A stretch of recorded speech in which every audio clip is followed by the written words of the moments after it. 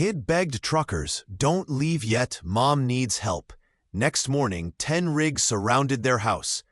The phone rang at 2:17 a.m., a shrill, insistent buzz that ripped through the heavy silence of the sleeper cab, cutting through the diesel engine's low rumble like a rusty saw.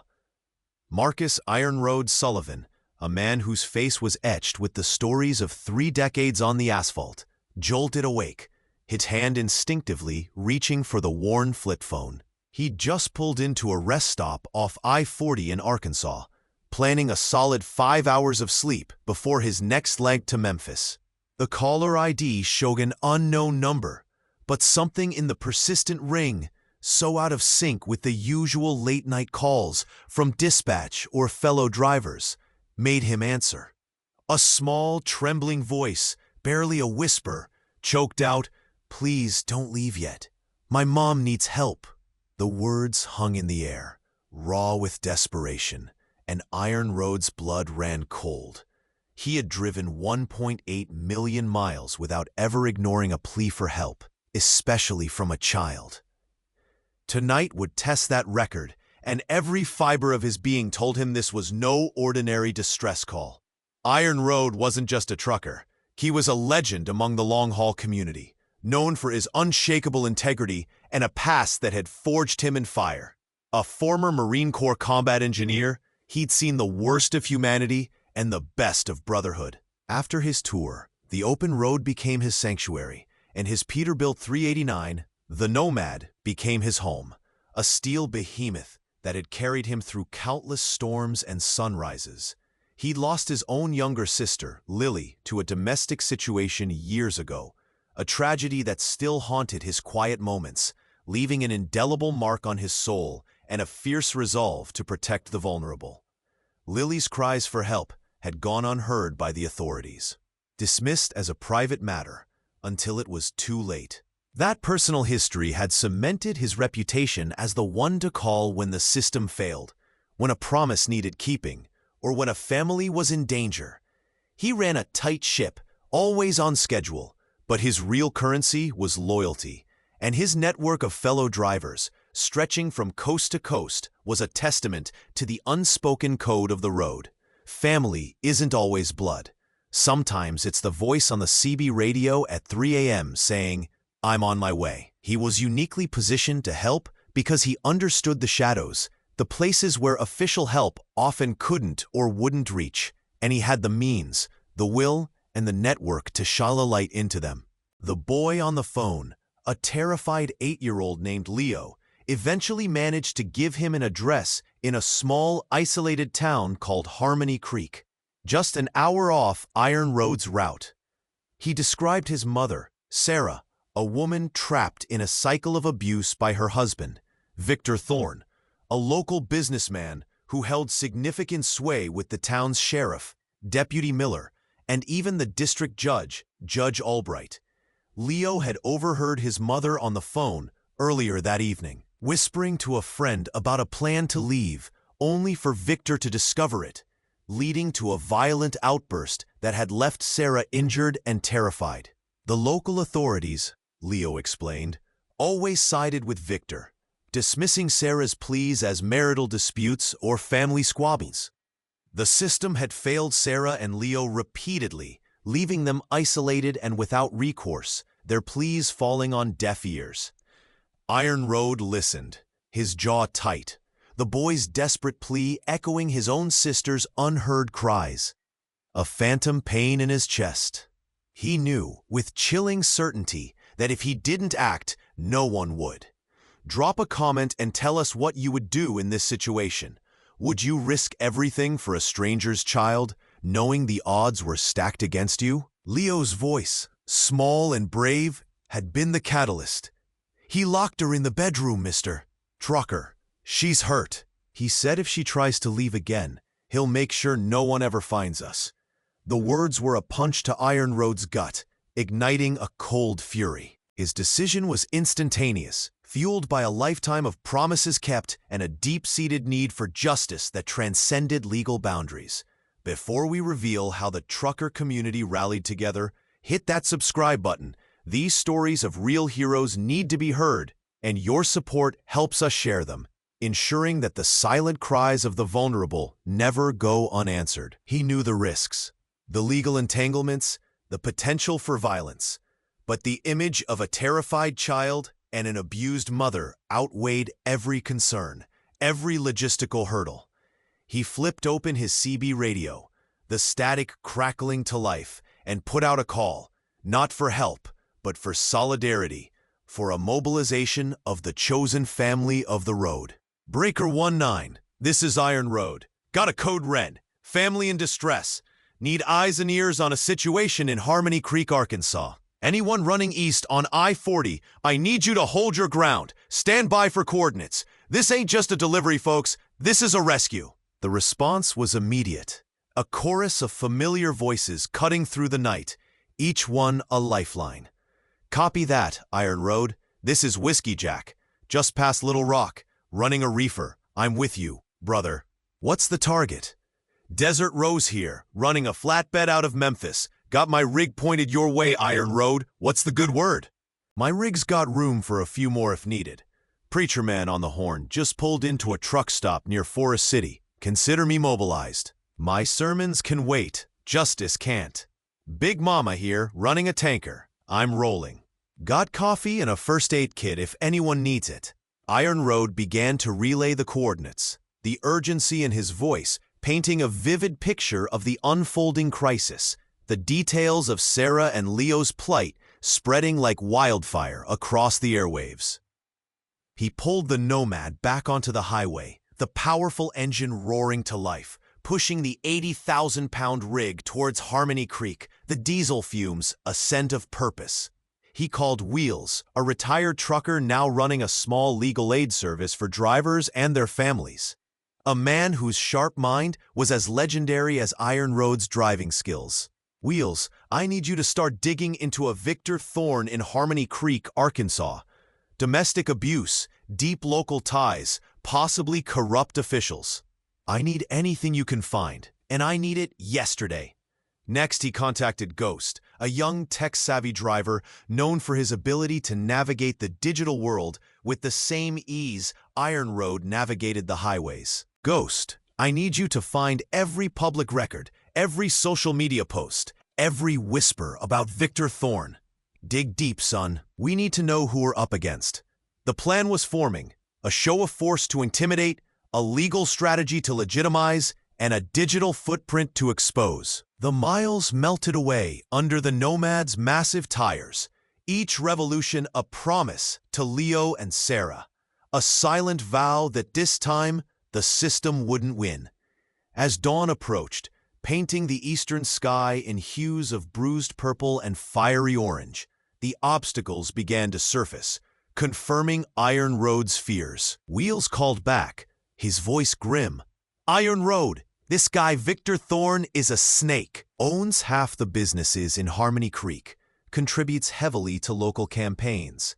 Sheriff Miller's practically on his payroll, and Judge Albright owes him favors from a past business deal. Any official complaint will get buried faster than a bad load of produce. We can't go through official channels, not directly. Ghost, meanwhile, had uncovered a chilling pattern.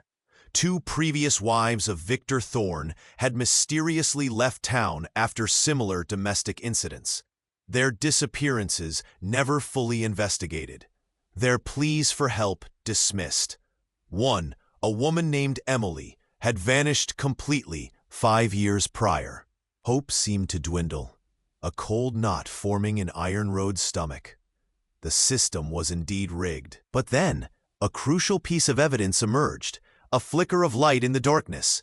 Ghost, relentless in his digital archaeology, found an old, almost forgotten online forum post from Emily, Thorn's ex-wife. Dated 6 years ago, it detailed her fear, her attempts to gather evidence, and mentioned a hidden camera she'd installed in the house, hoping to capture proof of Thorn's abuse. She'd been too scared to retrieve it when she fled, but the location was specific, behind a loose brick in the fireplace in the living room. The victim's courage, even years later, was a beacon, a ghost of a chance. Iron Road, Ghost transmitted, his voice crackling with excitement.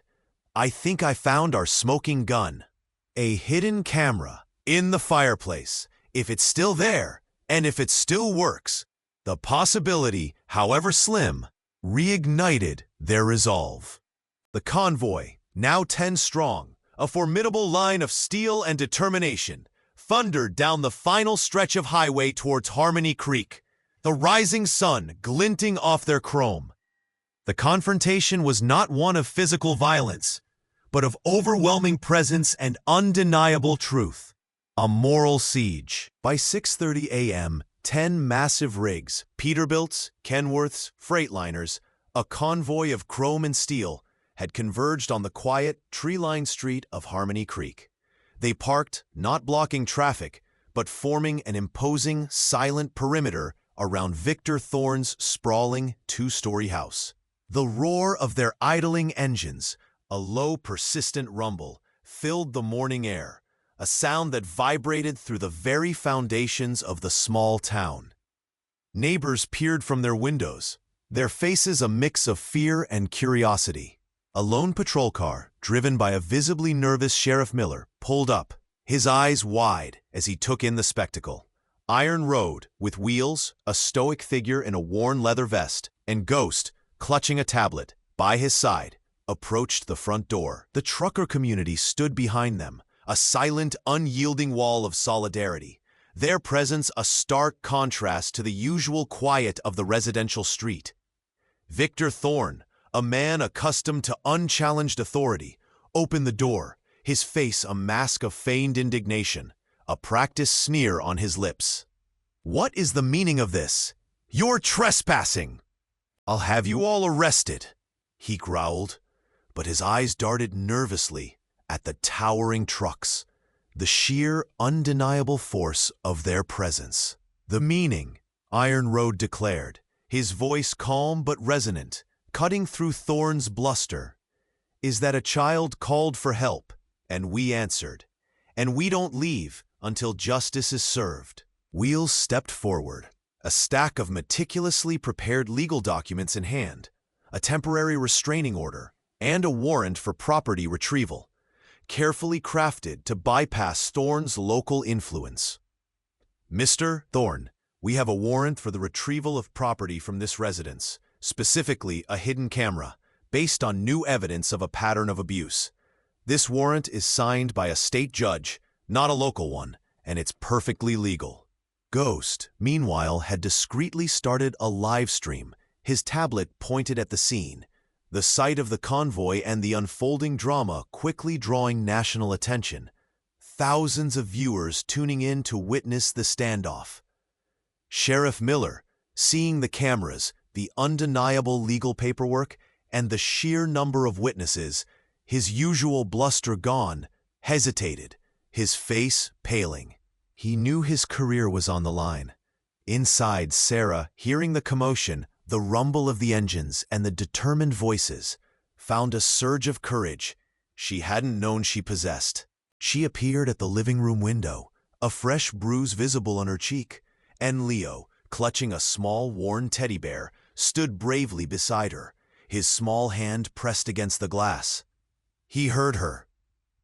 Leo cried, his voice, though small, amplified by the sudden, profound silence that had fallen over the street.